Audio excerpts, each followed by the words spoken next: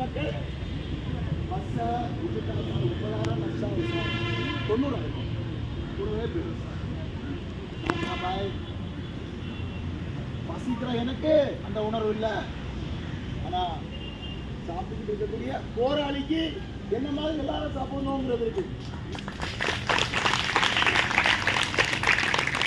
அந்த உணர்வை கொச்சப்படுத்தக்கூடாது, அந்த சங்கத்தை கொச்சப்படுத்தக்கூடாது, அந்த கொடியை தூக்கி பிடிக்கணுமே தவிர காலில் போட்டு மிதிக்க கூடாதுங்க. 21 போராட்டத்தில் சங்க கொடிகள் குப்பையில் கிடந்துச்சு.